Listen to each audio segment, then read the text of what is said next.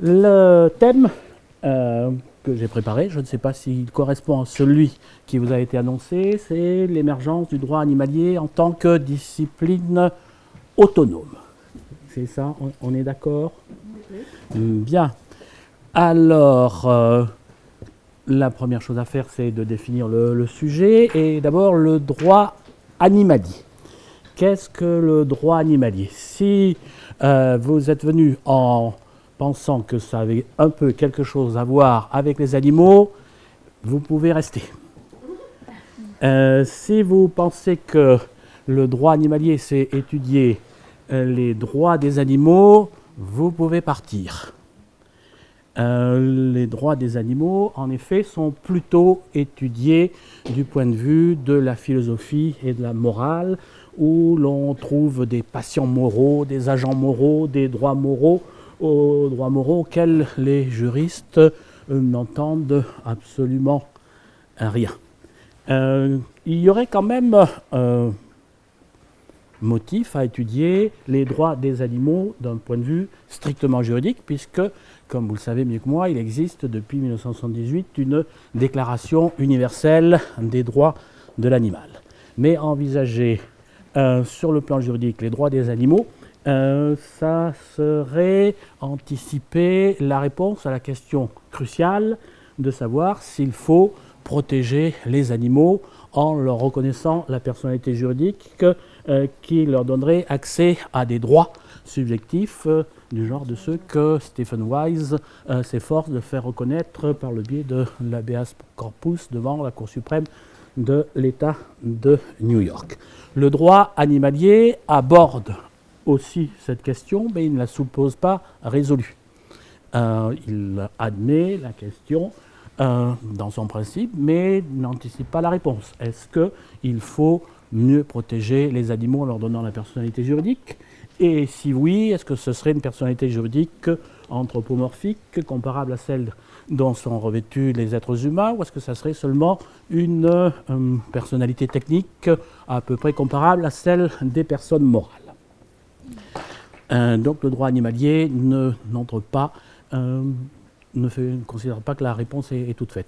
Et d'ailleurs, le droit animalier ne s'intéresse pas qu'à la protection des animaux. Il s'intéresse aussi, et peut-être d'abord, à la protection contre les animaux. Il existe en effet depuis des siècles et des siècles des règles qui concernent les animaux, mais qui ne sont pas là pour mieux les protéger, mais plutôt pour mieux les détruire ou les éliminer. Qu'il s'agisse d'animaux errants, qu'il s'agisse d'animaux contagieux, qu'il s'agisse d'animaux invasifs. Il y a tout un pan de règles qui relèvent du droit animalier, qui ne sont pas exactement la protection des animaux. Donc on peut retenir comme définition du droit animalier tout bonnement l'ensemble des règles juridiques, bien entendu, portant sur les animaux. Ainsi défini, le droit animalier est dénommé par quelques-uns le droit animal. Ça revient à peu près au même, sauf que l'expression droit animal est peut-être traduite à la va-vite de l'anglais animal law, et puis l'expression droit animal pourrait prêter à confusion, pourrait considérer que c'est le caractère du droit et non pas ce à quoi il se rapporte qui est en jeu. Ainsi, le droit serait animal, comme il pourrait être bestial ou cruel, ou comme il existe du droit qui est mou ou doux. Donc, l'expression droit animal, de mon point de vue, même si ce n'est pas une importance décisive, mais devrait être rejetée pour mal rendre pas très bien compte de ce dont il est question. Alors, on pourrait utiliser la dénomination droit de l'animal.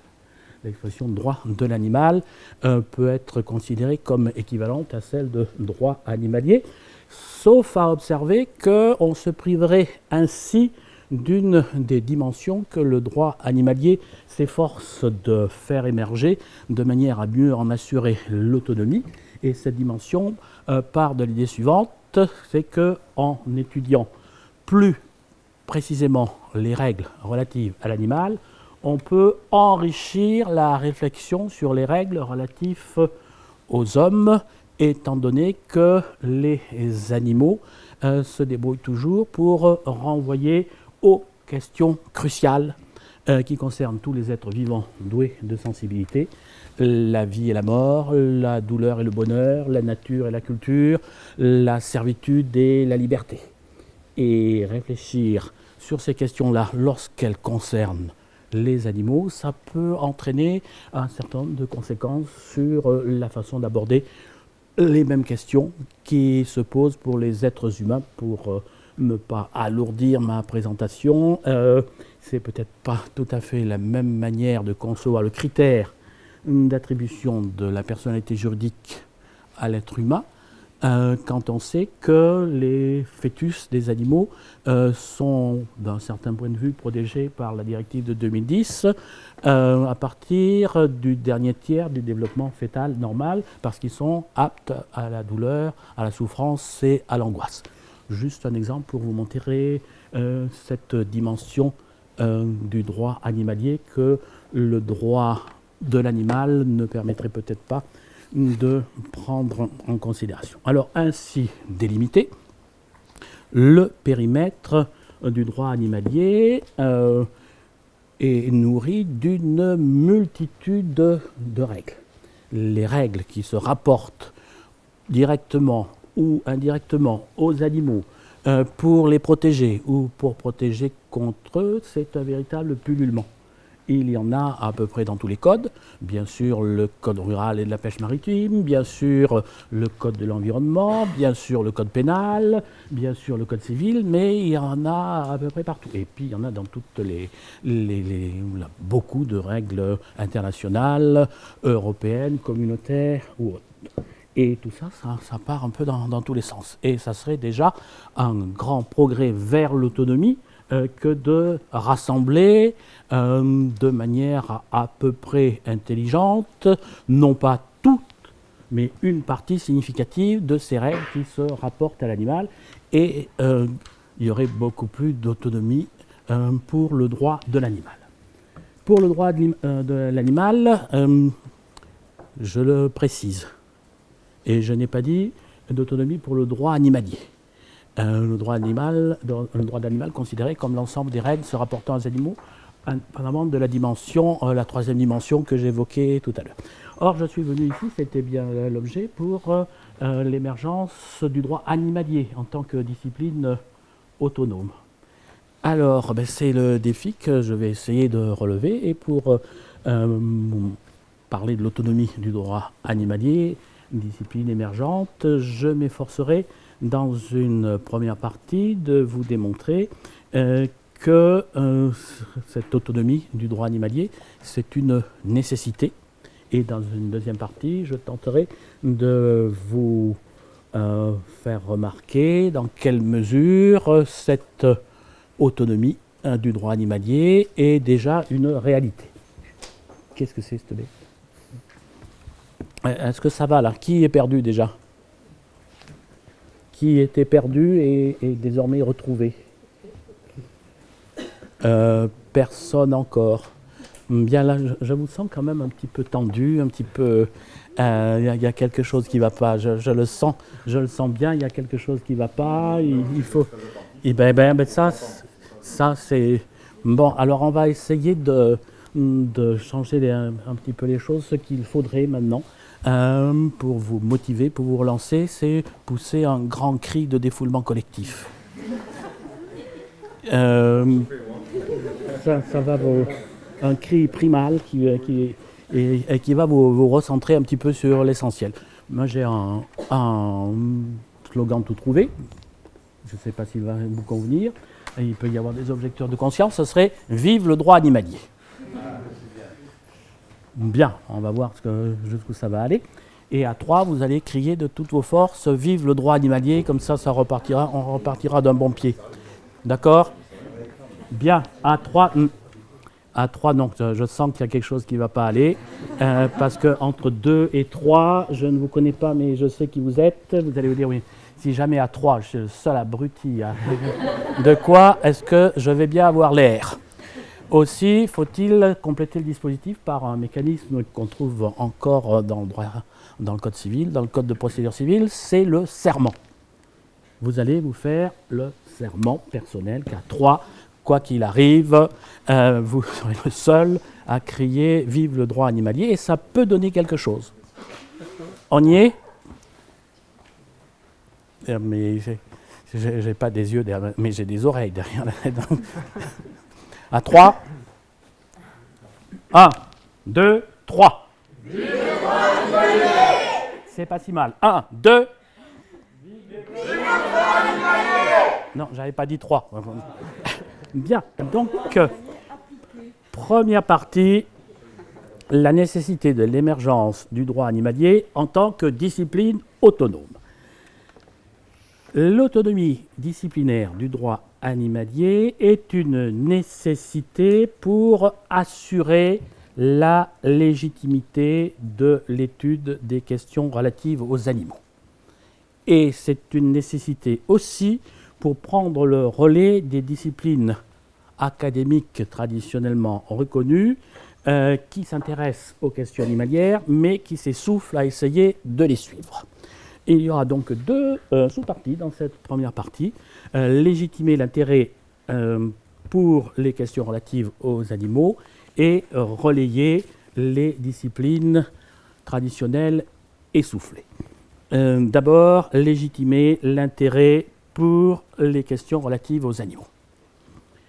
Ici, on peut partir d'une citation de John Stuart Mill, que j'aime beaucoup, qui se trouve en exergue de l'ouvrage Le droit des animaux de Tom Regan, qui a été traduit en français il y a quelques années par le philosophe Enrique Utria. Et cette citation est la suivante: les grandes causes passent nécessairement par 3 phases, 3 étapes. L'étape du ridicule, l'étape de la discussion et l'étape de l'adoption. Les questions animalières ont été enfermées pendant des décennies dans la phase du ridicule. Aborder des questions juridiques qui concernent les animaux, c'est pas sérieux. C'est le royaume de l'application du vieil adage latin de minimis non curat praetor. Ça fait partie des questions folkloriques auxquelles il n'y a pas de temps à consacrer, il y a bien plus important à faire. Et moi, pour avoir soutenu en 1987 une thèse intitulée L'animal en droit privé, à laquelle Olivier Lebeau a eu l'amitié de faire référence ou allusion tout à l'heure, je peux vous en parler savamment.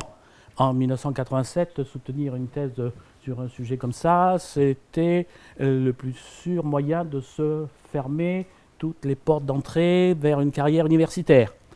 Alors, ça, un sujet comme ça, alors qu'il y a des choses si importantes, il y a eu un dysfonctionnement dans les modes de recrutement des professeurs des universités. Bon, je ne sais pas comment ça s'est fait.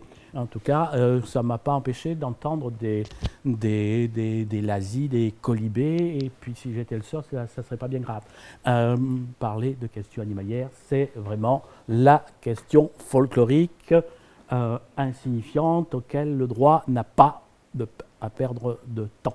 Les questions qui concernent les animaux ne présentent d'intérêt que dans la mesure où elles rencontrent les intérêts de professionnels ou de groupes de pression bien organisés. Ce ne sont pas des questions à l'usage de la société civile tout entière, avec des règles principalement cantonnées dans le code rural et de la pêche maritime. Le code civil, il y a bien quelques règles, mais tout était pendant très longtemps verrouillé pour que la société dans son ensemble n'ait pas accès à ces questions-là. Et pour donner un exemple de ce verrouillage qui est aux mains d'une poignée de hauts fonctionnaires répartis entre 5 ou 6 ministères, on pourrait faire allusion ou référence au sort du rapport sur le régime juridique de l'animal que Madame Suzanne Antoine, qui est un grand nombre de droit animalier en France, Madame Suzanne Antoine avait remis au garde des Sceaux en mai 2005, si je ne m'abuse, ce rapport sur le régime juridique de l'animal, où il y avait un certain nombre de propositions assez novatrices. Et vous savez ce qui s'est passé ? Il s'est passé que ce rapport qui avait été remis au garde des Sceaux a été transmis au ministère de l'Agriculture.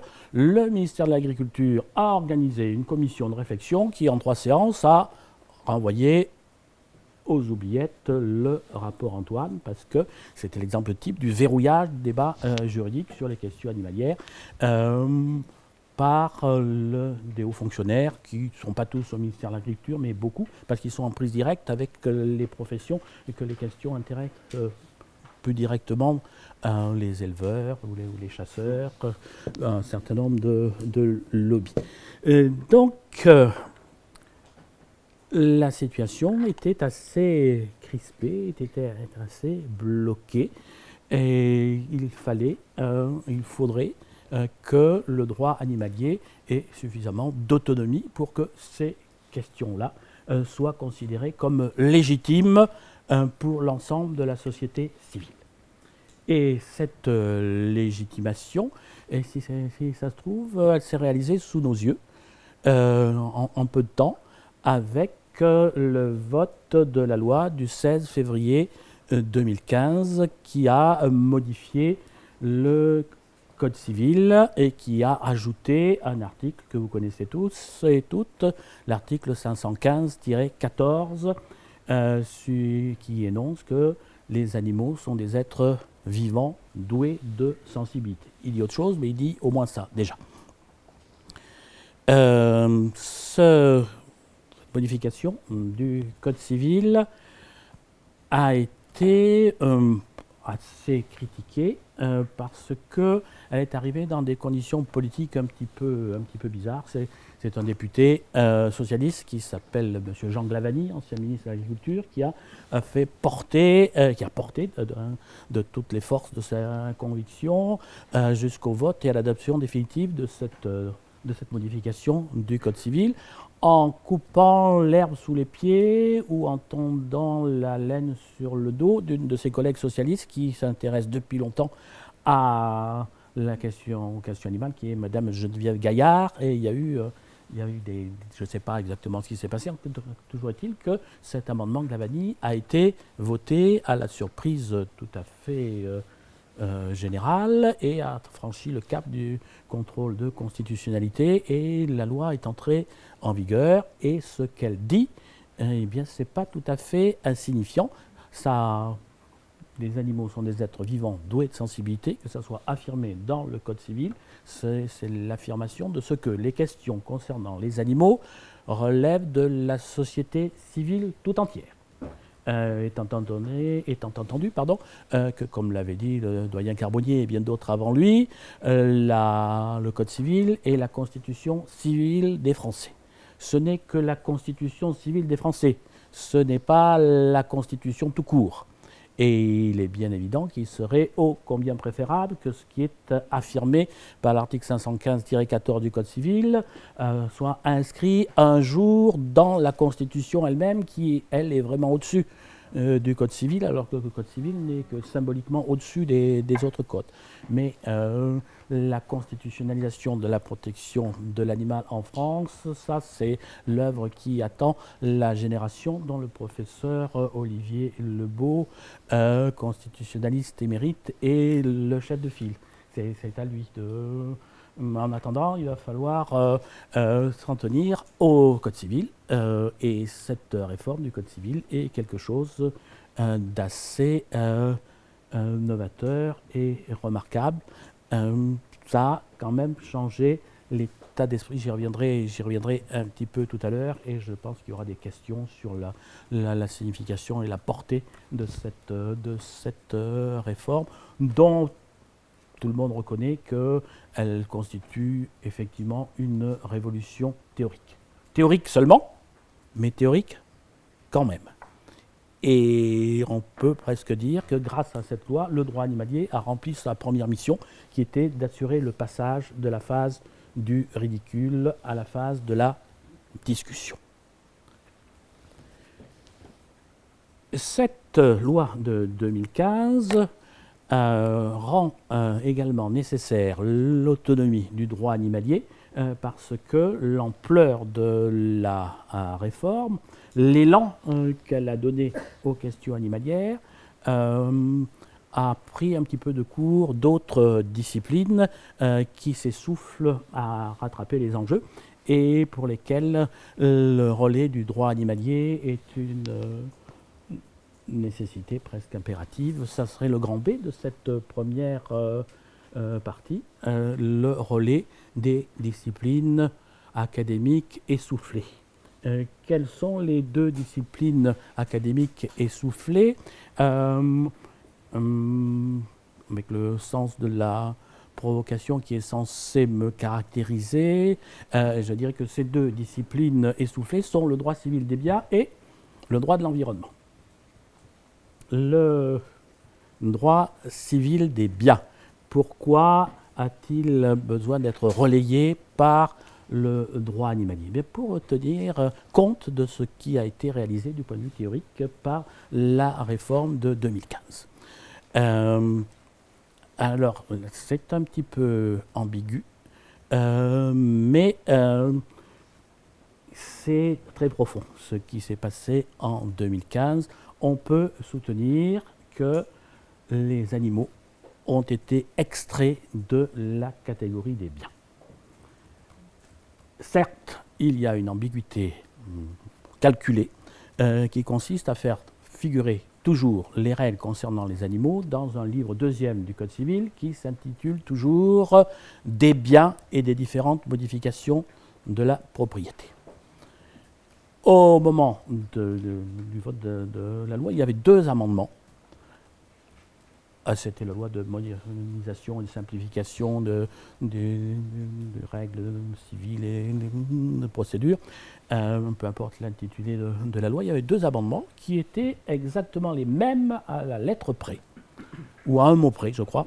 Un qui était porté par monsieur le député Jean Glavany, avec en seconde position madame la députée, je crois que c'est madame Untermeyer, et un autre amendement où c'était le nom de madame Untermeyer qui arrivait en premier lieu et celui de monsieur Glavany en second.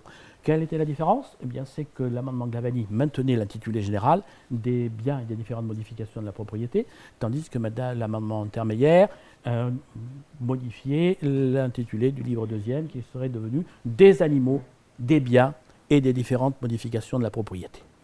Madame la garde des Sceaux Taubira a fait le choix politique de privilégier l'amendement Glavany et de maintenir l'intitulé des biens et des différentes modifications de la propriété. Paraît-il que c'était de la haute politique parce que si on avait affiché le changement des animaux, des biens, ça aurait braqué tous les députés dont la réélection dépendait d'éleveurs, de chasseurs, et la réforme aurait capoté. Je ne sais pas. En tout cas, si l'autre choix avait été fait, il n'y aurait absolument aucune espèce de doute. Des biens, des animaux, des biens et des différentes modifications de la propriété, il y avait bien séparé les animaux et les biens. Ça n'a pas été fait, mais le résultat est le même. Et seulement pour montrer que le résultat est le même, il faut 5 ou 10 minutes de démonstration dont on pourrait se dispenser. Ce n'est pas de ma faute si je vais être obligé de vous les infliger. Je suis obligé de vous consacrer 5 minutes pour vous montrer pourquoi, malgré le maintien de l'intitulé des biens et des différentes modifications de la propriété, les animaux ont été extraits de la catégorie des biens. D'abord, vous remarquerez que l'article 515-14 dit que les animaux sont des êtres vivants doués de sensibilité.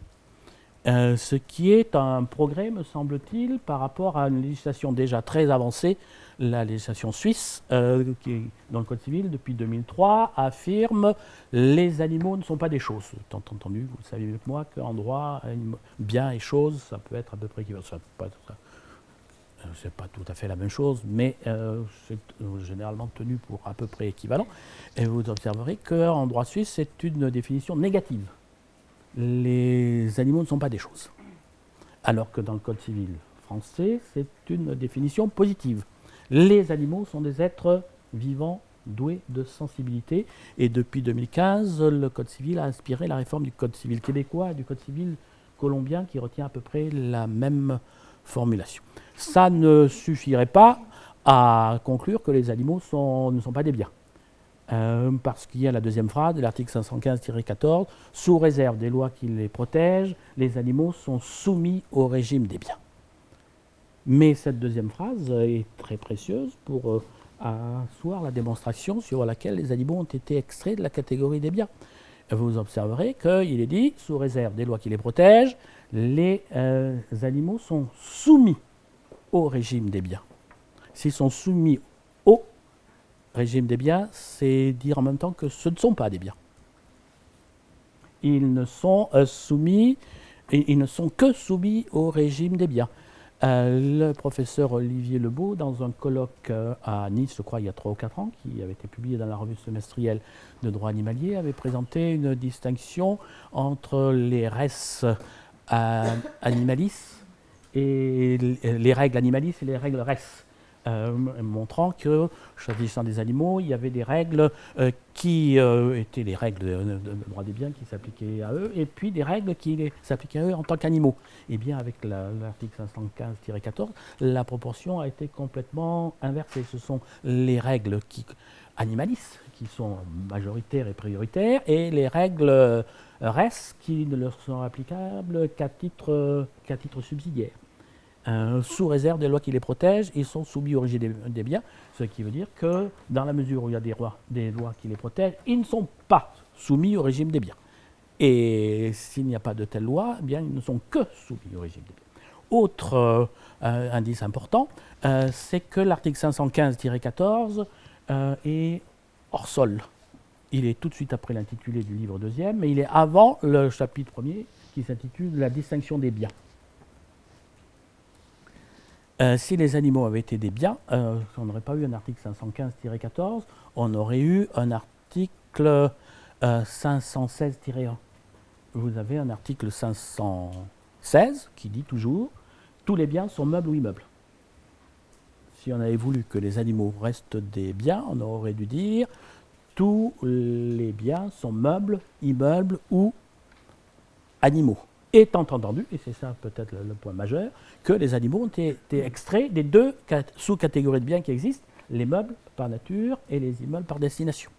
Les meubles par nature, article 528, et il n'y a plus la moindre trace des animaux, alors que c'est bien là que naturellement, si j'ose dire, ils ont vocation à se trouver. Il y avait une réforme en 1999 qui avait distingué parmi les meubles par nature les animaux des objets qui se déplacent. Et certains avaient dit, tout a été fait, on a distingué les animaux des tables et des chaises, et il n'y a rien à changer.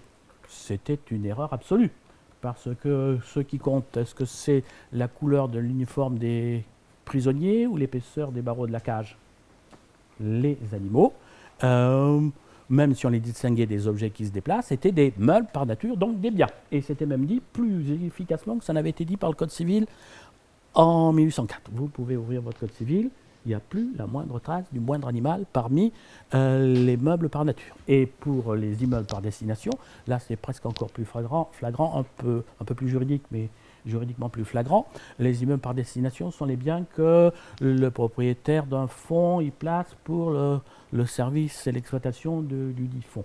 Donc il y a une définition des immeubles par destination, et il est prévu que un alinéa qui a été créé en 2015, il est prévu que les animaux que le propriétaire d'un fonds y place aux mêmes fins, c'est-à-dire pour le service et l'exploitation du fonds, sont soumis au régime des immeubles par destination.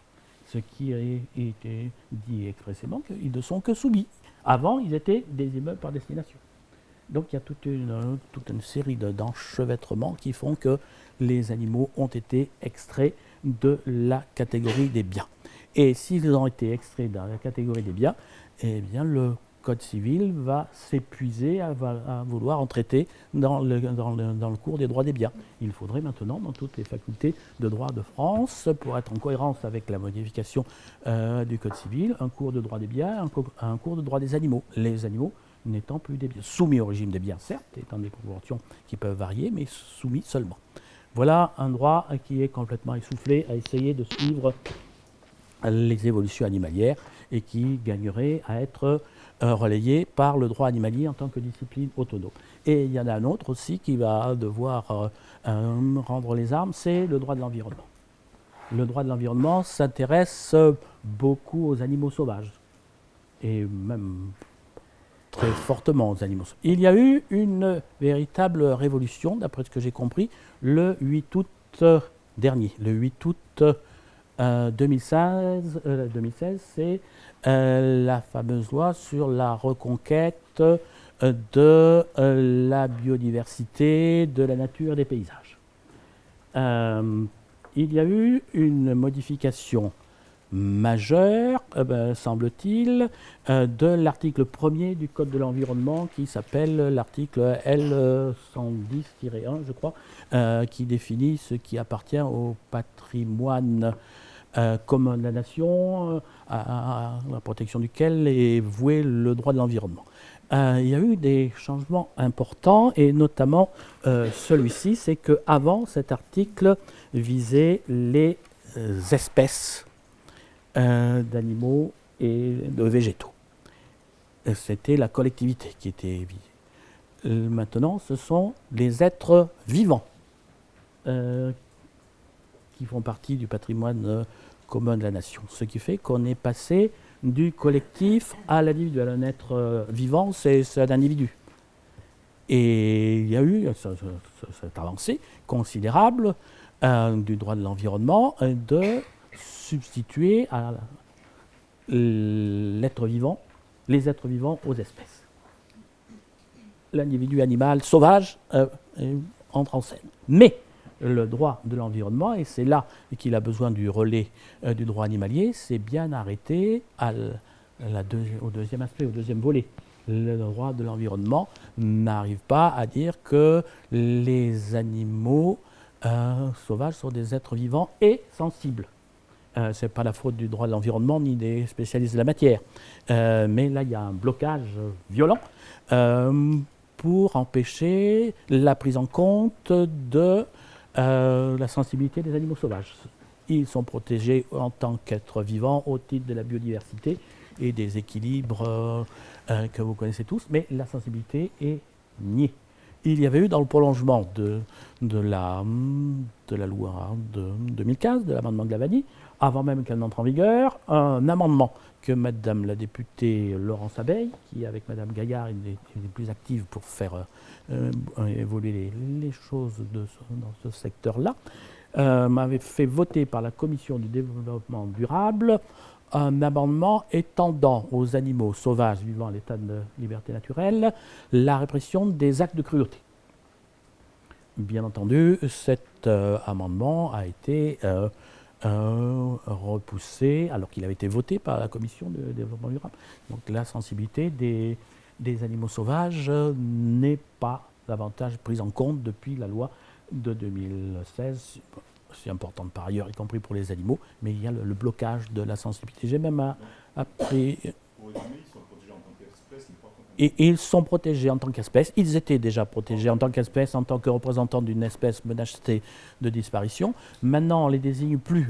On ne désigne plus les espèces, on désigne les êtres vivants, ce qui peut tendre à une protection des individus appartenant à l'espèce, mais ce n'est pas leur sensibilité. Et j'ai même appris dernièrement que les vétérinaires, alors je sais pas, il y a peut-être des vétérinaires parmi vous, les vétérinaires à qui on apporte un animal sauvage blessé ne peuvent pas les soigner si ce ne sont pas des animaux appartenant à une espèce protégée. J'ai découvert ça avec surprise. Dans des conditions sur lesquelles je reviendrai peut-être tout à l'heure, d'une étudiante, d'une vétérinaire venue étudier le droit animalier à Brive, qui nous a assuré qu'elle, dans sa pratique quotidienne, ça je l'ignorais complètement, peut-être quelqu'un, il faudra que je vérifie, si on lui apportait un renardeau blessé, n'avait pas le droit de le soigner. En tout cas, c'est à vérifier, mais ça montre bien que le droit de l'environnement n'est pas outillé, ou on n'a pas voulu l'outiller pour qu'il puisse prendre aussi la sensibilité des animaux sauvages. Ça vaut pour que les vétérinaires ne puissent pas soigner des renardeaux blessés. Ça, Je connais, je ne savais pas, il faudrait que je vérifie, je n'ai pas eu le temps de le faire avant de venir. Mais en tout cas, ce que j'affirme, c'est que le droit français ne protège pas les animaux sauvages vivant à l'état de liberté naturelle en tant qu'être sensible. La répression des actes de cruauté, ça n'a pas été prévu. On pourrait faire une petite parenthèse et dire que le droit international et le droit européen, lui, prend un peu plus en compte la sensibilité des animaux sauvages. Il existe depuis 1991 un règlement communautaire qui interdit le piégeage et interdit la mise sur le marché de fourrures provenant d'animaux qui n'ont pas été capturés par un piégeage donc cruel. Mais donc là, il y a quelque chose à faire du côté du droit de l'environnement. Non, il n'y a pas quelque chose à faire. Ça permet d'affirmer l'autonomie du droit animalier qui s'intéresse à la protection de la sensibilité des animaux, de tous les animaux, même sauvages. Et là, c'est plus que... c'est à Nice, je crois, il y avait un autre collègue Gilles Martin qui avait dit que le droit animalier, il ne fallait pas s'affoler, que c'était juste un chapitre supplémentaire dans un cours de droit de l'environnement. Ça peut avoir sa place dans un chapitre supplémentaire de droit de l'environnement, mais c'est pas... le droit animalier se distingue bien par la prise en compte de la sensibilité. Les deux ne sont pas incompatibles, on pourrait très bien concilier l'ensemble, mais pour le moment, c'est le droit animalier qui est le seul à le faire. Je devine, j'anticipe vos questions, mais je termine vite, et puis on en viendra à des questions plus directes et plus frontales. J'en arrive très rapidement à la deuxième partie. La réalité de l'émergence du droit animalier en tant que discipline autonome. Depuis la loi de 2015, on pourrait multiplier les exemples d'autonomie du droit animalier. Depuis 2015, il y a beaucoup d'exemples de questions qui sont traitées désormais autrement qu'elles auraient été du temps où on n'affirmait pas dans le Code civil que les animaux sont des êtres vivants doués de sensibilité. Un exemple récent, la semaine dernière, l'Assemblée nationale a voté en première lecture et à nouveau à la surprise générale, une loi qui n'est votée qu'en première lecture, mais autorisant ou imposant la vidéosurveillance dans les abattoirs. Là, j'ai un peu l'impression d'être vidéo-surveillé, là aussi. Ça fait un... En tout cas... ce qui a justifié ce vote en première lecture, alors que la commission des lois, je crois, avait repoussé cette conclusion de la commission d'enquête parlementaire présidée par monsieur le député de La Rochelle, Falorni, oui, exactement. Donc, c'est revenu. Et pourquoi ? J'ai entendu des justifications de députés qui avaient voté en disant que désormais, depuis 2015, les animaux étaient des êtres vivants doués de sensibilité et qu'il fallait en tenir compte sur tous les plans. La campagne de vidéo de L214, vous avez vu les conséquences que ça a eu. Ça a entraîné la création d'une commission d'enquête parlementaire. Ce n'est pas tout à fait rien, la création d'une commission d'enquête parlementaire. Il y a 8 ans, l'œuvre d'assistance aux bêtes d'abattoir avait obtenu des vidéos aussi cruelles, enfin révélant des comportements aussi cruels. Ça avait été diffusé, je crois me souvenir, dans l'émission de prime time de France 2, Envoyé spécial. Est-ce que ça a eu la moindre conséquence ?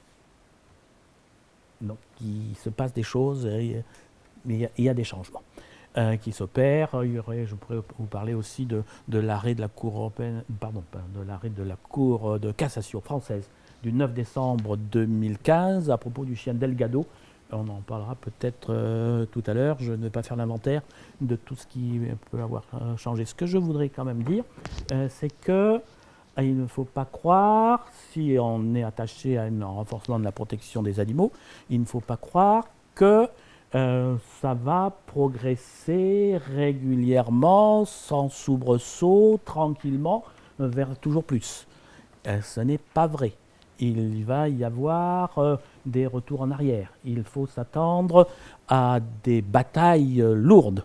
Un exemple significatif qui montre en même temps que le droit animalier a gagné beaucoup en autonomie, il y a eu un événement que je considère comme majeur au mois de juin, au mois de juillet, à l'initiative du président du Sénat, M. Gérard Larcher. Il y a eu au Sénat un colloque qui s'intitulait Contre-colloque pour essayer de démonter les arguments qui avaient permis de faire évoluer si rapidement les choses, notamment modification du Code civil. Et ça s'est conclu. Ça prouve bien que cette fois, ça y est, les mouches ont changé d'âne, si j'ose dire. Il y a eu deux députés socialistes, enfin deux parlementaires socialistes, qui ont proposé la création d'une commission d'enquête parlementaire pour essayer de démontrer les mécanismes par lesquels on en était arrivé là. Donc il va y avoir des combats. Il ne faut pas s'attendre à ce que les choses continuent à évoluer toutes seules d'elles-mêmes dans le prolongement de la réforme de 2015.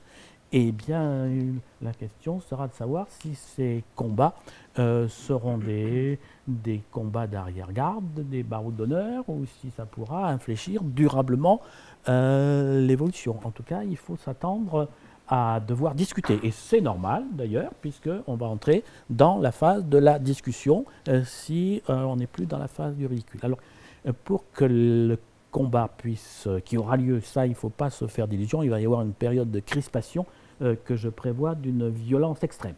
Et d'autant plus extrême que les tenants du statu quo étaient habitués à balayer la discussion par un revers de manche méprisant, mais quoi, on ne va pas parler de ces questions-là.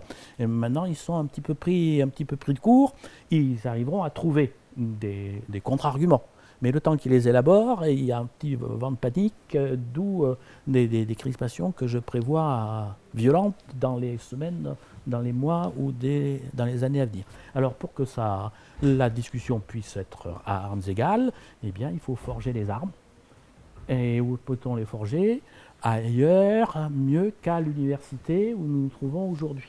Et c'est sur ces aspects-là d'autonomie du droit animalier. C'est par l'université, je crois, que l'autonomie du droit animalier gagnera ses lettres de noblesse et en fera un outil plus efficace pour entrer dans la grande discussion qui s'amorce. Alors, sur le plan universitaire, il y a deux phases. Il y a la recherche et il y a l'enseignement. La recherche, elle a désormais, depuis 2009, sa revue, la revue semestrielle de droit animalier, dont je suis l'immodeste directeur. C'est la raison pour laquelle je vous l'ai amené.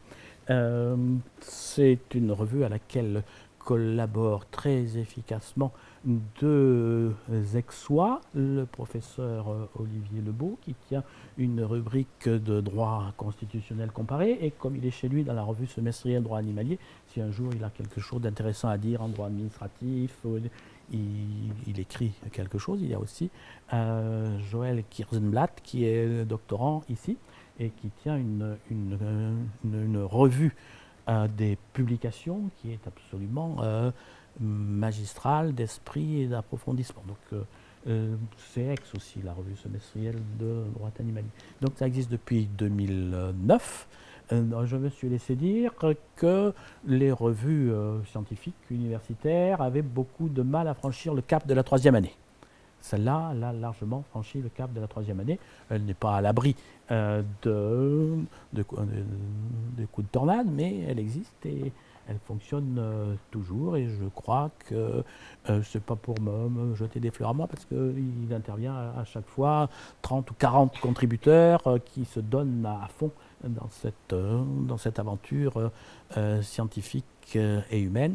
Alors, elle se divise à chaque fois en 3 parties. Une partie actualité juridique, à la fois jurisprudentielle et législative, aussi bien droit civil des personnes que droit civil des contrats spéciaux, droit pénal, droit européen à la fois communautaire et des droits de l'homme, droit de l'environnement, droit des propriétés intellectuelles, et j'en oublie, plus les actualités législatives, plus la revue des publications. Et tout ça, c'est sous la rédaction en chef du doyen Jacques Leroy, qui est un pénaliste assez connu. Il y a toujours une deuxième partie qui est un dossier thématique sous la rédaction en chef de la philosophe Florence Burgat et associée à une historienne du droit de Nantes qui s'appelle Ninon Maillard. Et à chaque fois, il y a un sujet qui fâche, sur lesquels on essaie de recueillir le plus de points de vue contradictoires. Et puis le sujet est vu du point de vue du philosophe, du point de vue de l'historien du droit, du point de vue de l'historien des cultures et des religions, du point de vue de la psychanalyse, du point de vue de l'économie. Ça donne des dossiers. Alors sur les sujets qui fâchent, qui ont été abordés, il y a eu jusque-là l'expérimentation animale. Il y a eu l'élevage industriel, il y a eu le loup, il y a eu l'abeille, il y a eu les animaux de compétition, il y a le dernier numéro publié, ce sont les espaces naturels. Celui qui est en cours de fabrication, c'est le cirque. Et vous avez une troisième partie qui est composée, qui s'intitule Doctrine et débat, où des auteurs peuvent écrire sur un sujet donné et où sont publiés des actes de colloques animaliers qui se multiplient. Notamment, il y a eu le colloque de Nice organisé par Christian Razot, il y avait eu un colloque à Clermont-Ferrand organisé par Alisson Fiorentino, Anne Blanlinker. Il y avait eu un colloque important sur les statuts des animaux à Corté, organisé par Olivier Clerc. Donc chaque semestre, il y a un numéro qui fait à peu près entre 450 et quelquefois plus de 500 pages. Il y a de la matière. Voilà pour le côté recherche. Il s'agit de donner, par ces recherches assidues et approfondies, une légitimité suffisante au droit animalier pour qu'il soit suffisamment autonome et qu'il puisse fournir aux uns et aux autres des arguments plus forts dans les débats en cours.